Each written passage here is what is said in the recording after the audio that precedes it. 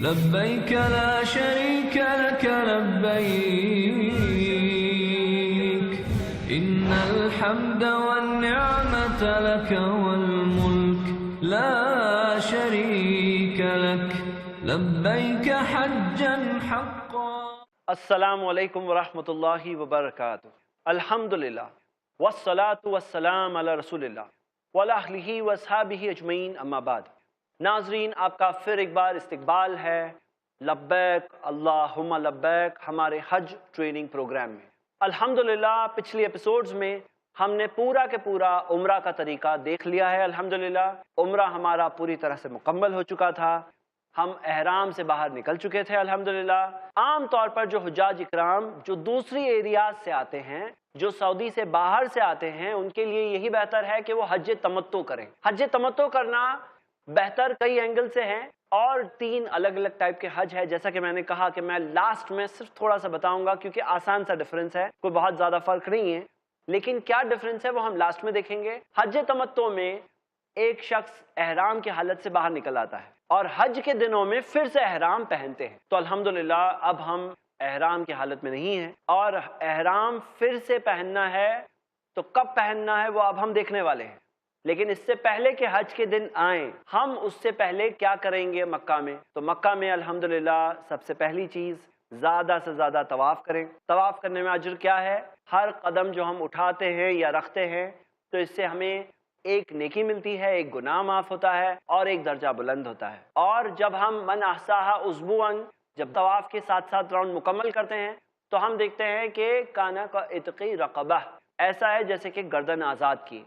تو یہ ایک ایسی عبادت ہے، آپ دنیا میں کہیں اور طواف نہیں کر سکتے ہیں. تو زیادہ سے زیادہ طواف کرنے کی کوشش کریے.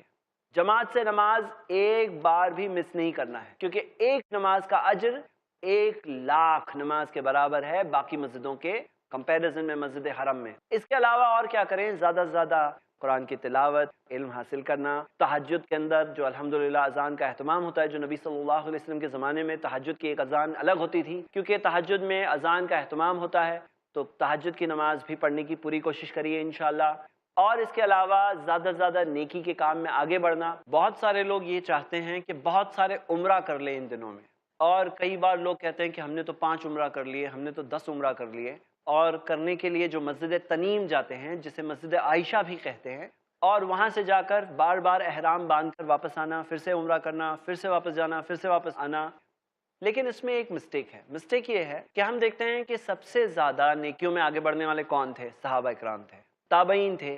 تو ان کے زمانے میں کیا ایسا بھیڑ لگی رہتی تھی وہاں پر تنیم میں جیسے کہ آج لگی رہتی ہے؟ یا بار بار وہ جا رہے ہیں آ رہے عمرہ کر رہے ہیں بار بار، کیا ایسا ہوتا تھا؟ تو ہم دیکھتے ہیں کہ ایسا تو نہیں ہوتا تھا. وہاں پر اللہ کے رسول محمد صلی اللہ علیہ وسلم نے عائشہ رضی اللہ عنہا کو بھجوایا تھا ان کے بھائی عبد الرحمن کے ساتھ، اور عبد الرحمن کے ساتھ وہ وہاں حدود حرم کے باہر کا مقام ہے، جو لمٹس آف حرم ہے نا، حرم سٹارٹس ہیئر جو بورڈ لگا ہوتا ہے، اس کے باہر کا ایک مقام تنیم ہے. تو اللہ کے رسول محمد صلی اللہ علیہ وسلم نے وہاں پر بھیجا تھا عائشہ رضی اللہ عنہا کو. کیوں؟ کیونکہ حج کے ہی دنوں میں عائشہ رضی اللہ عنہا کو حیض آ گیا تھا، اور کیونکہ حیض آیا تھا تو باقی لوگوں نے جو عمرہ شروع میں کیا وہ انہیں کرنے کا موقع نہیں ملا. تو ان کے دل میں چاہت تھی کہ وہ عمرہ کریں، ایک چیز چھوٹ چکی تھی ان کی. تو کیا طریقہ تھا؟ اب احرام کی حالت میں تو نہیں ہے، کیونکہ حج کے دنوں کے بعد احرام اتر جاتا ہے. تو احرام پھر سے کیسے پہنیں گے؟ تو حدود حرم کے باہر جا کر انہوں نے احرام پہنا اور پھر واپس آئے. اب ہم یہ دیکھتے ہیں کہ وہاں پر باقی سب صحابہ اکرام کی بھیڑ تو نہیں تھی. خود عبد الرحمن جو عائشہ رضی اللہ عنہا کو لے کر گئے تھے، وہ خود بھی وہاں سے احرام پہن کر کے یہ نہیں کہا کہ میں بھی ایک عمرہ کر لیتا ہوں. تو اس وجہ سے ہم یہ دیکھتے ہیں کہ یہ چیز بہت جو عام ہو جاتی ہے، یہ بات صحابہ اکرام کے طرز کے مطابق نہیں دکھتی. حالانکہ سعودی کے جو علماء اکرام ہیں انہوں نے اس بات کی اجازت دی ہے. وہ کہتے ہیں کہ جو لوگ بہت دور سے آتے ہیں اور انہیں ایسا لگتا ہے کہ ہمیں پھر سے موقع زندگی میں نہیں ملے گا، کب آئیں گے، کیسے آئیں گے، اور وہ اگر چاہتے ہیں کہ ایک اور عمرہ کر لیں، تو اگر کوئی چاہتا ہے، جیسے عائشہ رضی اللہ عنہا چاہتی تھی کہ وہ ایک عمرہ کریں، تو ان کے لیے کیا طریقہ اور راستہ ہو سکتا ہے؟ تو ان کے لیے طریقہ اور راستہ یہی ہے کہ وہ باہر جا کر آئیں. لیکن ہم یہ دیکھتے ہیں کہ بہت زیادہ یہ چیز نہیں ہونی چاہیے.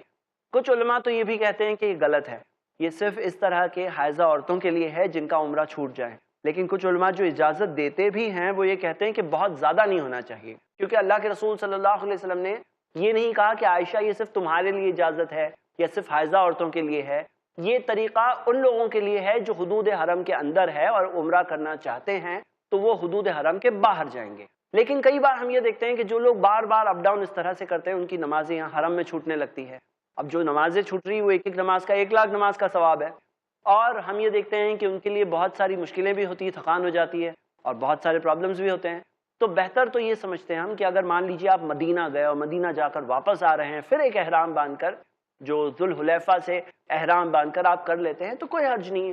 لیکن خاص طور سے اپ ڈاؤن باہر جا کے کرنا بہت زیادہ کرنے کی اس کی دلیل نہیں مل رہی. یہی بات آپ کے سامنے ایک واضح کی جا رہی ہے, باقی آپ خود تحقیق کریں. آگے ہم یہ دیکھتے ہیں کہ ان دنوں میں اور کیا عبادت ہے. ایک بات کا خیال رکھیے حرم میں, وہ یہ ہے کہ کسی نمازی کے سامنے سے نہ گزریں. بہت لوگ یہ سمجھتے ہیں کہ حرم کے اندر پوری اجازت ہے, کسی بھی نمازی کے سامنے سے گزر سکتے ہیں. یہ بالکل صحیح بات نہیں ہے. ہم یہ دیکھتے ہیں کہ اللہ کے رسول محمد صلی اللہ علیہ وسلم کی حدیث ہے صحیح بخاری میں, اگر نمازی کے سامنے سے گزرنے والے کو پتا ہوتا کہ اس کے اوپر کتنا بڑا گناہ ہے, وہ 40 تک رکنا بہتر سمجھتا بنسبت اس کے کہ وہ کسی ایسے شخص کے سامنے سے گزرے جو نماز پڑھ رہا ہے. اور 40 میں وضاحت نہیں ہے, راوی کہتے ہیں کہ مجھے یہ پتہ نہیں ہے کہ 40 دن تھے, 40 مہینے تھے یا 40 سال تھے, مجھے یاد نہیں ہے. لَكَانَ يَقِفَ 40 خَيْرٌ مِّنْ أَن يَمُرَّ بَيْنَ يَدَيْهِ. تو تھوڑی سی دقت ہوتی ہے لیکن رک جانا بہتر ہے. اس کے اندر رک جانا, نمازی کے سامنے سے نہیں گزرنا, یہی بہتر ہے. لیکن اس کا مطلب یہ نہیں ہے کہ کوئی نماز پڑھ رہا ہے تو بہت آگے تک اس کا حق ہے, جہاں تک اس کی سجدے کی جگہ ہے وہاں تک اس کا حق بنتا ہے, اس کے سامنے سے ہم نہ گزرے. اتنا تو ہم خیال رکھ سکتے ہیں انشاءاللہ. ایک اور چیز جو مسٹیک لوگ کرتے ہیں وہ یہ کہ حرم میں آگے جگہ خالی ہوتی ہے اور پیچھے نماز پڑھتے ہیں. پیچھے پیچھے پیچھے پیچھے کرتے کرتے بہت سارے لوگ تو یہاں تک کہ حرم کے باہر کا جو کمپاؤنڈ ہے, کمپاؤنڈ کے لاسٹ اینڈ میں پڑھتے ہیں. کئی لوگ ہوٹل میں ہی پڑھنے لگتے ہیں, کئی لوگ سڑکوں میں لاسٹ میں پڑھنے لگتے ہیں, اور آگے بہت جگہ ہوتی ہے تو وہ لوگ اس کے اجر کو کھو رہے ہیں. آپ اتنی دور تک گئے ہو, اتنی محنت کر کے, اتنے پیسے خرچ کر کے, کیوں تھوڑی سی کنجوسی کر رہے ہو؟ تھوڑا آگے بڑھو, تھوڑا سا جلدی نکلو, نماز کا وقت ہو, تھوڑا سا جلدی نکلو, آگے تک پہنچو. اور یہ اس طرح سے شارٹ کٹ مار کے نکلنے کا پلان اچھا پلان نہیں ہے. ہاں نماز تو ہو جاتی ہے لیکن اجر کتنا کم ہو جائے یہ تو ہمیں پتہ نہیں ہے, تو یہ بالکل صحیح نہیں ہے. ایک اور چیز جو خیال رکھنا چاہیے, عورتوں کو یہ خیال رکھنا چاہیے کہ عورتوں کو مردوں کے ساتھ نماز نہیں پڑھنی چاہیے. عورتیں اور مرد کندھے سے کندھا ملا کے نماز پڑھیں گے, بالکل غلط بات ہے یہ. اسلام میں ہم دیکھتے ہیں عورتوں کے لیے سیگریگیشن ہے, حجاب ہے, ان کے لیے ایک الگ جگہ رکھی گئی ہے. حرم کے اندر بھی آپ اوپر سے جب دیکھیں گے تو آپ کو کالے کالے جو حصے دکھائی دیں گے, وہ حصے دیکھ کر ہی واضح طور پر سمجھ میں آتا ہے کہ یہ عورتوں کا حصہ ہے. تو نماز کا جب وقت آ رہا ہو, آپ طواف کر رہی ہیں, تو بہنوں سے یہ گزارش ہے کہ نماز کے وقت کا خیال رکھیں اور اذان ہونے سے پہلے ہی پہلے عورتوں کے ایریا کی طرف اپنا رخ کر لیں, وہاں پر نماز پڑھیں عورتوں کے ایریا میں. نہیں تو مردوں کے درمیان میں آپ نماز پڑھیں گی, بالکل صحیح بات نہیں. اور کئی بار بہنوں کو ایسا لگتا ہے کہ نہیں حرم میں ایسا چلتا ہے, یہ بات بالکل درست نہیں ہے, اس چیز سے بچنا چاہیے. میں آپ کو ایک نشانی بتاتا ہوں, میں نے یہ بات نوٹس کی ہے, آپ بھی شاید نوٹس کر سکتے ہیں. حرم کے اندر جب نماز کا وقت آتا ہے, اذان سے قریب قریب کچھ منٹ پہلے مائک ٹیسٹنگ ہوتی ہے. کیسے ہوتا ہے؟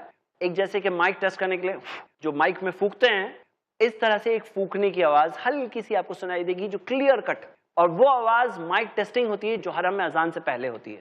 وہ مائک ٹیسٹنگ سنائی دے مطلب کہ آپ کا ایک الارم ہو گیا, چلیے رک کر لیجئے آپ عورتوں کے ایریا کی طرف. کیونکہ ہوتا یہ ہے کہ اگر آپ طواف کر رہی ہیں اور اذان کا وقت ہو گیا, پھر پبلک پورا راستہ ٹائٹ ہو گیا, جم گیا, پھر آپ کو مردوں کے درمیان میں پڑھنا پڑے تو بالکل غلط بات ہو جائے گی. حالانکہ وہاں پر کئی سارے ایسے گائیڈز اور متوا وغیرہ کھڑے ہوتے ہیں, کہتے ہیں کہ عورتیں نساء عورتیں وہاں جائیے. مطلب وقت نماز کا آنے لگتا ہے تو وہ لوگ ڈائریکشن وغیرہ دینے لگتے ہیں. لیکن آپ بھی خیال رکھیے انشاءاللہ, اگر آپ جلدی والی ٹور میں گئے ہیں اور شروع میں رش آیا نہیں ہے تو میں آپ کو یہ مشورہ دیتا ہوں زیادہ سے زیادہ طواف کریے. کئی بار ایسا ہوتا ہے شروع کے دنوں میں 20 منٹ میں ایک شخص طواف مکمل کر لیتا ہے, بعد میں جب کراؤڈ زیادہ بڑھ آتا ہے تو تقریباً 1.5 گھنٹہ 2 گھنٹے بھی لگنے لگتے ہیں. تو جو چیز کا موقع جب مل رہا ہے وہ موقع کو غنیمت سمجھتے ہوئے زیادہ سے زیادہ وہ طرح کی عبادت کر لیجئے انشاءاللہ. یہ بھی ایک مشورہ ہے. آئیے ہم آگے بڑھتے ہیں. اب دن گزرتے گزرتے آخر میں 7 ذی الحجہ آ جاتی ہے. اللہ کے رسول محمد صلی اللہ علیہ وسلم کے بارے میں تو ہمیں یہ ملتا ہے کہ نبی صلی اللہ علیہ وسلم 8 تاریخ کو فجر کی نماز پڑھنے کے بعد میں وہیں سے جہاں پر مکہ میں جس مقام پر تھے وہیں سے احرام پہن کر تلبیہ پڑھتے ہوئے مینا کی طرف چلے تھے. لیکن اب یہاں معاملہ یہ ہے کہ گورنمنٹ کو کیونکہ اتنے سارے ملینز آف لوگوں کو ٹرانسپورٹ کرنا ہے مکہ سے مینا, اب وہ بھی ایک ٹاسک ہے, اس وجہ سے 8 ذی الحجہ کی صبح کی جگہ اس کے پہلے کی جو رات ہے وہ رات میں ہی پبلک کو ٹرانسپورٹ کر دیا جاتا ہے اور وہاں مینا کے خیموں تک پہنچا دیا جاتا ہے. اگلے دن صبح فجر کی نماز کے بعد احرام کی نیت کریں گے. اللهم لبيك لبيك اللهم لبيك لبيك لا شريك لك لبيك وما أرسلناك إلا رحمة للعالمين. سیرت نبی صلی اللہ علیہ وسلم بنو ہاشم قبیلے سے اللہ کے نبی صلی اللہ علیہ وسلم کی پیدائش ہوئی. ایک خاتون نے بی بی حلیمہ جس کا نام ملتا ہے، اس نے آپ صلی اللہ علیہ وسلم کی پرورش کا بیڑا اٹھایا، اور جو ہی بی بی حلیمہ نے آپ صلی اللہ علیہ وسلم کو اپنے گود میں لیا، یہی وہ وقت تھا ناظرین کہ جس وقت سے بی بی حلیمہ کی زندگیوں میں برکتوں اور رحمتوں کا نظام شروع ہو گیا. جب 5 سے 6 سال کے درمیانی حصے میں آپ صلی اللہ علیہ وسلم کی عمر آئی تو آپ صلی اللہ علیہ وسلم کو زندگی میں دوسرا زبردست دھکا لگا اور زبردست آزمائش میں آپ ڈال دیے گئے.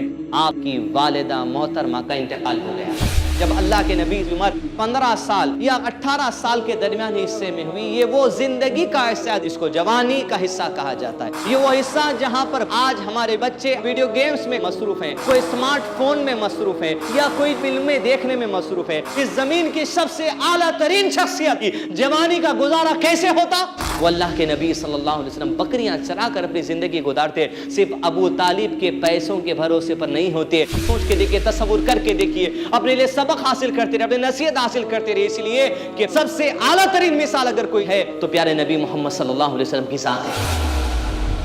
جانیے محمد صلی اللہ علیہ وسلم کی زندگی، سیرت النبی محمد کاظم کے ساتھ ہر اتوار دوپہر 2:30 بجے صرف i+ TV پر. بہتر زندگی کے لیے کرو تم ہر نماز میں خشوع کا اہتمام، رکھو غیب، کتاب اللہ اور آخرت پر ایمان. قبلك وبالآخرة هم يوقنون.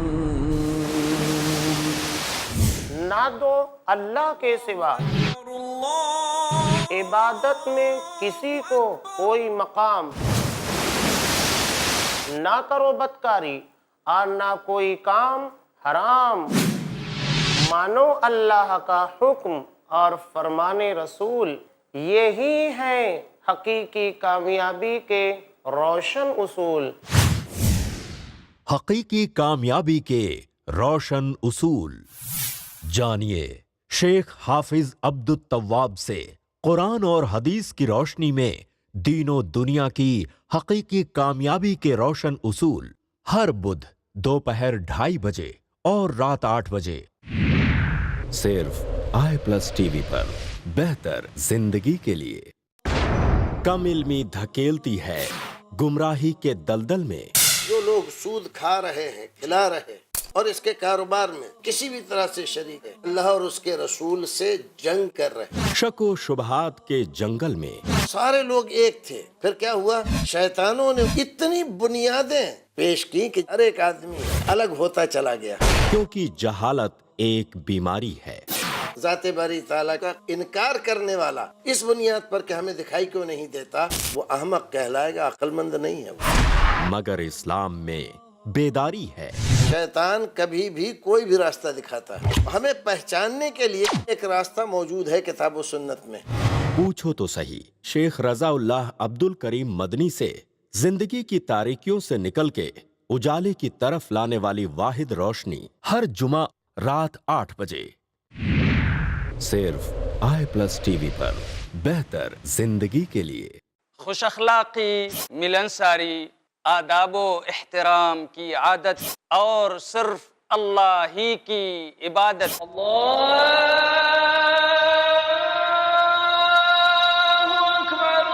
بن جائے ہماری ذہنیت. ہمارے پیارے نبی صلی اللہ علیہ وسلم ہمیشہ رہے قائم جن اصولوں پر، حقیقت میں ان اصولوں کی پابندی ہے تعمیر انسانیت.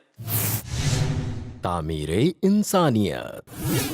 دیکھیے شیخ عبداللہ الکافی المحمدی کے ساتھ قرآن اور حدیث کی روشنی میں انسان کو بیدار کر کے اس کی انسانیت کو تعمیر کرنے کا بہترین پروگرام، ہر جمعرات دوپہر 3 بجے اور رات 9 بجے सिर्फ i+ TV पर बेहतर जिंदगी के लिए।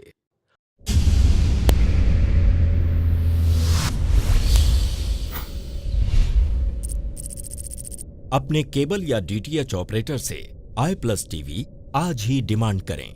i+ TV free to air और इंडियन रजिस्टर्ड चैनल है।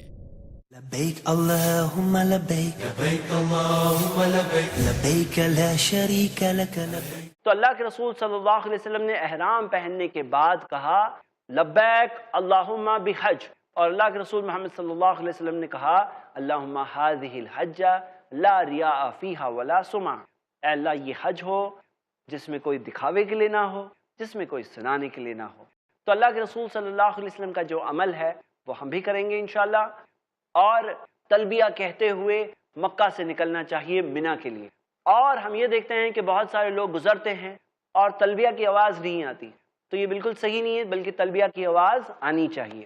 تو ہم دیکھتے ہیں کہ اللہ کے رسول محمد صلی اللہ علیہ وسلم جو نکلے، لیکن کیونکہ ہم ایک رات پہلے نکل رہے ہیں، اسی وجہ سے صبح میں وہاں جانے کے بعد احرام کی نیت انشاءاللہ ہم فجر کی نماز کے بعد کریں گے، اور ہم کہیں گے لبیک اللہم بحج اللہم ہذہ الحجہ لا ریاء فیہا ولا سمع۔ تو ہم دیکھتے ہیں کہ یہ چیز ہمیں ملتی ہے۔ اب یہاں سے وقت شروع ہوتا ہے زیادہ سے زیادہ تلبیہ پڑھنے کا۔ تو ہم دیکھتے ہیں بہت سارے لوگ ہیں جو تلبیہ پڑھنے میں بہت کنجوسی کرتے ہیں۔ یہ جو وقت ہے تلبیہ پڑھنے، یہ وقت اب جو شروع ہوا ہے 8 ذی الحجہ کو، تو 8 ذی الحجہ سے 8، 9، 10 تقریباً 3 دن کا چانس ہے، اور تلبیہ زیادہ سے زیادہ پڑھنی چاہیے۔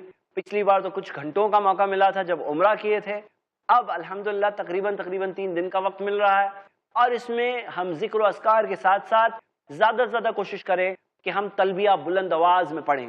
خاص طور سے جب ہم کہیں چڑھ رہے ہیں یا جب کہیں سے اتر رہے ہیں تو ہمیں زیادہ سے زیادہ تلبیہ پڑھنا چاہیے، جو ہے لبیک اللہم لبیک لبیک لا شریک لک لبیک ان الحمد والنعمت لک والملک لا شریک لک، کہ یہاں ہوں میں اے میرے رب، یہاں ہوں میں اے میرے رب، تیرا کوئی شریک نہیں ہے میرے رب، یقیناً سب تعریف اور ساری کی ساری نعمتیں تیری ہی ہے ملکیت، لا شریک لک، نہیں ہے تیرا کوئی شریک۔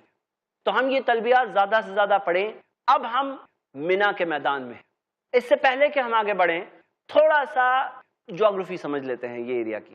یہ جو ایریا ہے جو مکہ سے شروع ہوتی ہے، مکہ سے منی 8 کلومیٹر کا ڈسٹنس ہے۔ اگر کوئی یہ سوچے کہ میں چلتے ہوئے نکل جاؤں گا تو 8 کلومیٹر کا ڈسٹنس ہے۔ اور منی سے ہم دیکھتے ہیں آگے جو جانے والے ہیں، ہم منی سے جانے والے ہیں عرفات، اگلے دن صبح 9 تاریخ کی صبح۔ تو منی سے عرفات کا فاصلہ ہے 15 کلومیٹر۔ عرفات سے واپس بیکورڈز آنے والے ہیں، یعنی پیچھے کی طرف منی کی طرف آنے والے ہیں مزدلفہ کا جو فاصلہ ہے وہ ہے 9 کلومیٹر۔ مزدلفہ سے واپس منی کا فاصلہ 5 کلومیٹر، یعنی کہ کل ملا کر یہ 23 کلومیٹر کے فاصلے کے اندر یہ حج کا سفر ہے۔ یہ الگ الگ مقام ہے جو اللہ تعالیٰ نے چنا ہے، وہ مقاموں میں اپنی اپنی عبرتیں ہیں، اپنی اپنی نصیحت ہے۔ یہ اللہ تعالیٰ کی حکمت میں سے ہے کہ اللہ رب العالمین سارے انسانوں کو، جو دنیا بھر کے الگ الگ جو انسان جمع ہوئے ہیں، انہیں ایک مقام سے دوسری مقام جانے کا حکم اللہ تعالیٰ نے دیا ہے۔ اور یہ جو حج کے ارکان ہیں، اس کے اندر ایک بہت بڑی حکمت، بہت بڑی خیر، بہت بڑی عبرت، بہت بڑی نصیحت ہے۔ ایک انسان جب گزرتا ہے تو ان چیزوں پر غور کرتا ہے، اللہ رب العالمین کے کتنے سارے احسان ہیں انسانوں پر، اور اللہ تعالیٰ کیسے انسانوں کا خیر خواہ اور بھلا چاہنے والا ہے۔ آئیے ہم شروع کرتے ہیں حج کا سفر۔ حج کے سفر میں 8 تاریخ کی صبح ہوئی ہے، ہم پہنچ چکے ہیں مکہ سے 8 کلومیٹر آگے منی میں۔ ہم یہ دیکھتے ہیں کہ منی کے میدان میں ہم ہیں، صبح ہے 8 تاریخ کی۔ حج کے جو دن ہے جس میں 5 یا 6 دن ایک انسان اصل عین حج کے سفر میں رہے گا، اس کا پہلا دن ہے 8 تاریخ کا۔ یہ دن منی میں گزرنے والا ہے۔ کل ملا کر اگر آپ دیکھیں تو منی میں 8 تاریخ اور اس کے بعد میں 11، 12، 13، یعنی کل ملا کر اگر 6 دن ہم گنیں گے تو 6 میں سے 4 دن منی میں گزرنے والے ہیں۔ منی میں الحمدللہ ٹینٹس کا انتظام ہے، اور جو ٹینٹس ہے وہ فائر پروف ٹینٹس ہوتے ہیں، اس میں الحمدللہ ایئر کولنگ، ایئر کنڈیشننگ وغیرہ بھی ہوتی ہیں، کافی سہولت ہوتی ہے۔ جیسے ہی منی میں لوگ پہنچتے ہیں تو وہاں پر آپ کو اپنا سامان وغیرہ ارینج کرنا ہے۔ آپ ایک چھوٹی حج کی بیگ لے کر نکلے تھے جس میں صرف ضروری چیزیں ہیں، احرام کا ہو سکتا ہے ایک اور سیٹ ہوگا، اس کے اندر آپ کی حاجی چٹائی ہوگی حج کی، اور جس کے اندر آپ دیکھتے ہیں کہ آپ کی جو بہت بیسک ضرورت کی چیزیں اس میں موجود ہوگی انشاءاللہ۔ بہت ہیوی سامان نہ رکھیں۔ جب احرام سے باہر نکلیں گے تو باہر نکلنے کے بعد جو 11، 12، 13 ہے اس میں آپ احرام کی حالت میں نہیں ہوں گے، تو اس وجہ سے نارمل کپڑے بھی 2-3 جوڑے آپ اس کے اندر ڈال دیں گے انشاءاللہ، یا 1-2 جوڑے ڈال دیں گے انشاءاللہ، اور باقی سامان تھوڑا سا لائٹ رکھیے، اس لیے کہ جہاں مزدلفہ میں آپ نکلنے والے ہیں وہاں پر ہلکے سے ہلکا جب رہے گا تو آپ کے لیے آسانی ہوگی انشاءاللہ۔ آپ ایسے بھی کر سکتے ہیں کہ 2 لوگ کمبائن کر لیں، گھر کے 2 لوگ ہیں، انہوں نے 2 بیگز لے کر منا گئے ہیں، منا میں اس میں سے 1 بیگ چھوڑ دیجئے، 1 بیگ لے کے نکلیے، ایسے بھی آپ کر سکتے ہیں۔ پیکنگ کے اندر تھوڑا سا احتیاط رکھ سکتے ہیں کیونکہ ساری کی ساری چیزیں آگے کے سفر میں نہیں ریکوائرڈ ہوگی، جتنا لائٹ آپ ٹریول کریں گے اتنا آپ کے لیے آسانی ہوگی، اور الحمدللہ حالانکہ بہت ساری سہولتیں بڑھ چکی ہے پھر بھی اس کے اندر ایک انسان کو پریپیئرڈ رہنا چاہیے۔ اب حج کے سفر میں جو آپ وہاں پر ہے منا کے اندر، منا میں کرنا کیا ہے؟ پہلے تو یہ دیکھتے ہیں منا ایک ایسی جگہ ہے جس جگہ کے تعلق سے ہم دیکھتے ہیں کہ اللہ کے رسول محمد صلی اللہ علیہ وسلم وہاں جا کر خود رکے، اور منا میں جو مسجد خیف ہے اس کے تعلق سے آتا ہے، بیہقی کی حدیث ہے جو حسن لغیر ہی ہے، اس کی تحقیق صحیح ترغیب میں ہے، اللہ کے رسول محمد صلی اللہ علیہ وسلم نے کہا مسجد خیف میں 70 نبیوں نے نماز پڑھی، تو مسجد خیف بھی وہاں پر ہے، آپ اس جگہ پر موجود ہے جہاں پہ اللہ کے چنے ہوئے رسول محمد صلی اللہ علیہ وسلم اور صحابہ اکرام نے نماز پڑھی، جہاں پہ نبی صلی اللہ علیہ وسلم صحابہ اکرام رہے تھے وہاں پہ الحمدللہ آپ کو رہنے کا موقع مل رہا ہے۔ آپ حج کے سفر پر ہیں، عین حج کے سفر پر، اب اس میں نماز کیا پڑھنی ہے؟ تو نماز کے متعلق تو ہم یہ دیکھتے ہیں کہ نبی صلی اللہ علیہ وسلم اور صحابہ اکرام نے 2 رکعت یعنی قصر نماز پڑھی تھی، یعنی ظہر کے اندر 4 کی جگہ 2 پڑھیں گے، عصر کے اندر 4 کی جگہ 2 پڑھیں گے، مغرب میں 3 رکعت پوری پڑھیں گے، عشاء میں 4 کی جگہ 2 پڑھیں گے۔ کچھ علماء اکرام یہ کہتے ہیں کہ پوری نماز پڑھیں، لیکن اگر آپ غور کریں کہ اللہ کے رسول محمد صلی اللہ علیہ وسلم جو ہمارے لیے اسوہ نمونہ اگزامپل ہے، انہوں نے کیا پڑھی تھی؟ تو اللہ کے رسول محمد صلی اللہ علیہ وسلم نے قصر پڑھی تھی۔ اب کچھ لوگ کہتے ہیں کہ نبی صلی اللہ علیہ وسلم تو سفر پر تھے، ہم سفر پر نہیں ہیں، ہم مقیم ہو گئے ہیں، لیکن غور کریں کہ اللہ کے رسول محمد صلی اللہ علیہ وسلم خود تو ہو سکتا ہے سفر پہ رہے ہوں، لیکن ان کے پیچھے والے تو سفر پر نہیں تھے۔ تو جیسے فتح مکہ جو 8 ہجری میں ہوئی، اس وقت پر اللہ کے رسول محمد صلی اللہ علیہ وسلم نے خود قصر نماز پڑھی، لیکن اعلان کیا کہ میں مسافر ہوں، میں قصر پڑھ رہا ہوں، تم لوگ اپنی نمازوں کو مکمل کرو۔ ایسا اعلان نبی صلی اللہ علیہ وسلم نے حجۃ الوداع کے موقع پر نہیں کیا۔ اس وجہ سے جو علماء کرام کہتے ہیں کہ قصر نماز پڑھنا چاہیے، یہ نبی صلی اللہ علیہ وسلم کا طریقہ ہے، انہوں نے یہ واضح طور پر کہا، صحیح بخاری کی حدیث ہے، خذوا عنی مناسککم، اپنے حج کے مناسک کو مجھ سے لے لو۔ تو انہوں نے کہا مجھے فالو کرو، میرے پیچھے چلو، میری پیروی کرو، حج کے مناسک مجھ سے لے لو۔ اس میں یہ تو نہیں کہا کہ مجھ جیسا نہیں کرنا، اس میں کہنا تو ضروری تھا۔ اگر ایسے نہیں کرنا تھا تو نبی صلی اللہ علیہ وسلم ضرور بضرور بتا دیتے۔ تو یہ بات زیادہ مضبوط بھلے ہی دکھ رہی ہے، لیکن اس مسئلے پر آپس میں جھگڑا نہ کریں۔ ہم یہ دیکھتے ہیں کہ قصر نماز پڑھنا زیادہ افضل دکھ رہا ہے، اور کئی بار کم سے زیادہ کا فائدہ ہوتا ہے کیونکہ پیروی اتباع نبی صلی اللہ علیہ وسلم کی اس چیز میں دکھ رہی ہے۔ تو ہم یہ دیکھتے ہیں کہ نبی صلی اللہ علیہ وسلم نے منا میں قصر پڑھی لیکن جمع نہیں پڑھی۔ جمع یعنی ظہر اور عصر کو ملا کر نہیں پڑھا، اپنے اپنے وقتوں پر پڑھے ہیں۔ یہ بات میں کیوں کہہ رہا ہوں؟ کیونکہ ہم ویسا ہی کچھ کرنے والے ہیں بالکل اگلے دن۔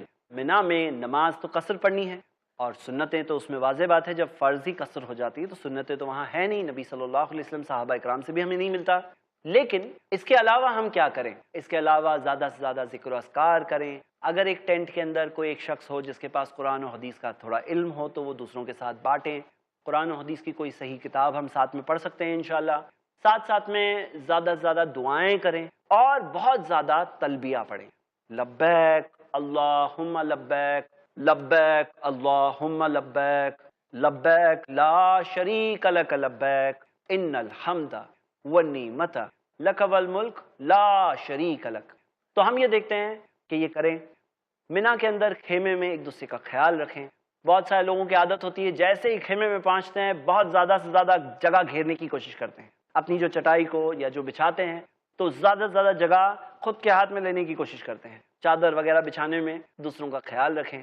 اچھا، مشورے کے طور پر میں ایک بات کہوں گا کہ پریفر تو یہ میں کرتا ہوں کہ قبلہ رخ، اپنی چٹائی اور چادر کو قبلہ رخ لگانے کی جگہ دوسرے رخ میں لگائیں گے تو تھوڑا آسانی رہتی ہے، کیونکہ قبلہ رخ لگانے میں وہاں پہ اکثر لوگ نماز وغیرہ پڑھتے ہیں، تو دوسری طرف جو ہوگی تو وہاں زیادہ ڈسٹربنس نہیں ہوتا ہے۔ لیکن پھر بھی کوئی حرج نہیں ہے، اپنے بھائی کا بہت خیال رکھیں، ساتھ والے لوگوں کا خیال رکھیں، اور مینا کے اندر لوکیشن سمجھنے کی کوشش کریں، کہاں پہ ہے خیمہ، خیموں میں نمبرز ہے، گائیڈ کرنے کے راستوں میں بھی نمبرز ہے، آپ کے اوپر جو حج کی پلیٹ ہوگی اس کے اندر بھی نمبر وغیرہ لگا ہوگا۔ میں ایک کیس جانتا ہوں جس کے اندر لوگ اپنے خیمے سے باہر نکلے اور نکلنے میں انہوں نے دیکھا کہ یہ پرٹیکولر لینڈ مارک ہے، یہ اس طرح کے فلاں چیز یہاں رکھی ہوئی ہے، واپسی میں آ رہے ہیں تو دیکھ رہے ہیں اس طرح کی چیز سارے خیموں کے پاس رکھی ہوئی تھی اور ملنا مشکل ہو گیا۔ حالانکہ گائیڈنس سینٹرز جگہ جگہ پر ہوتے ہیں، کہیں آپ اگر گم گئے تو آپ کے نمبر وغیرہ دیکھ کر رہنمائی وغیرہ کر دیں گے۔ سمجھنے کی بات ہے، کوشش کریں کہ آس پاس کے نمبرز وغیرہ سمجھ کر اپنا لوکیشن سمجھ جائیں۔ ہو سکتا ہے آپ تھوڑا بہت لوکیٹر وغیرہ اپنے گوگل میپ میں لگا سکتے ہیں انشاءاللہ، جس سے کہ آنے میں آسانی ہو جائے گی۔ تو یہ ایک چیز ہے، مینا کے دنوں میں فضول باتیں، غیبت اور آپس میں ایک دوسرے کے ساتھ بات بات میں چھوٹی چھوٹی باتوں میں جھگڑا کرنے سے پلیز بچے، ایک دوسرے کے ساتھ انڈرسٹینڈنگ سے رہیں۔ اور جب لوگ ایک ساتھ میں رہتے ہیں تو لوگ الگ الگ طرح کے ہوتے ہیں، کئی بار ساتھ میں رہنے میں چھوٹی چھوٹی چیزوں میں تھوڑی انڈرسٹینڈنگ ڈیولپ کرنی ہوتی ہے۔ یہی تو ایک بات ہے، یہی تو ایک چیز ہے، کیوں حج سے آتے وقت جب کوئی شخص صحیح طرح سے حج کر لے، حج مبرور کر لے، تو رجع کیوم ولدتہ امہ، جیسے اس کی ماں نے اسے جنا تھا اس دن کی طرح واپس آئے گا۔ الحمدللہ یہ اس کا ایک مقصد ہے۔